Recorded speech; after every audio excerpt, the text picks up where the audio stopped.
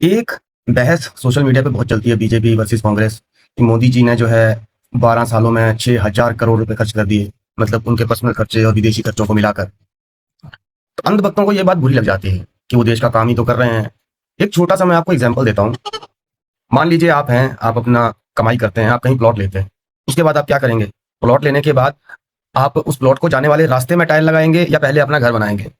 जाहिर सी बात है, आपने प्लॉट खरीदा है तो पहले आप उसमें चार दीवारी लगाएंगे, फिर उसमें छत लगाएंगे, फिर पेंट करेंगे, फिर आंगन बनाएंगे, फिर गेट लगाएंगे। उसके बाद अगर आपकी औकात हुई तो आप अपने घर को जाने वाले रास्ते को पक्का करेंगे। यही करेंगे ना? तो मैं आपसे ये कहना चाह रहा हूं कि मोदी जी जो कर रहे हैं बहुत अच्छा काम कर रहे हैं, लेकिन जो काम करने की टाइमिंग है ना भाई, वो गलत है। मोदी जी को पहले हमारे देश को संपन्न करना चाहिए। हमारे देश में आज भी मतलब नेशनल हाईवे को तो छोड़ दो, वो तो बहुत अच्छे हालात है, मोदी ने बहुत बढ़िया किया हुआ है। लेकिन आप गांव की सड़कें देखो, गली कूचे की गलियां देखो, ना सीवरेज सिस्टम है, ना ढंग की नालियां हैं, ना स्ट्रीट लाइट्स हैं। उसी तरह एजुकेशन में देखो, प्राइवेट स्कूलों में इतनी महंगी एजुकेशन हो रखी है, सरकारी स्कूल बिल्कुल नाम मात्र रह गए हैं। और इस देश के ना 60 से 65% बच्चे जो हैं वो सरकारी स्कूलों में पढ़ते हैं। आप सोचिए ना कि क्या एजुकेशन का स्टेटस है हमारे देश में। सरकारी हॉस्पिटलों की क्या हालत है। मैं हिमाचल में रहता हूँ, यहाँ पे मेरे इलाके में मैं आपको बता दूं, कम से कम भी 60 किलोमीटर के दायरे में ऐसा हॉस्पिटल नहीं है जहां पे हम ट्रॉमा सेंटर देख पाए।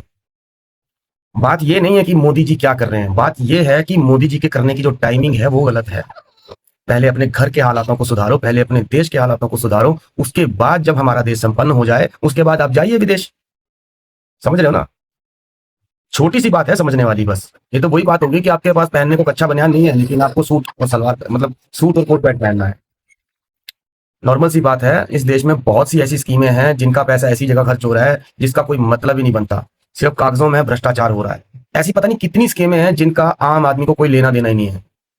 अब इसी तरह मैं अगर आपको बताऊं, जो तो आंगनबाड़ी है, हर गांव में आंगनबाड़ी होगी। आंगनबाड़ी भारत का सबसे बड़ा स्कैम है। इससे बड़ा स्कैम मैंने आज तक नहीं देखा।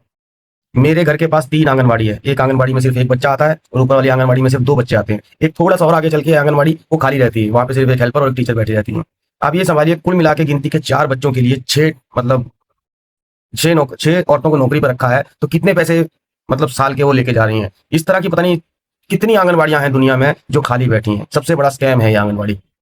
आंगनबाड़ी की तरह जो मिड डे मील है उसके हालात भी आपको पता ही है। ये भी एक बहुत बड़ा स्कैम है। क्या जरूरत है बच्चों को खाना देने की? आप एजुकेशन दो ना अच्छी। ये सिर्फ स्कैम करने के लिए योजनाएं लगाई गई हैं। बहुत सी ऐसी योजनाएं हैं इस देश में जिनकी कोई जरूरत नहीं है। हमारे देश में पैसे को कहाँ किस तरीके से खर्च करना है, इस चीज की बहुत ज्यादा मतलब मैनेजमेंट जो है वो खराब है। बाकी भाई आपका इस बारे में क्या सोचना है आप बता सकते हैं कमेंट में। मेरा ये सोचना था, मैंने आपके साथ शेयर कर दिया। जय हिंद, जय भारत।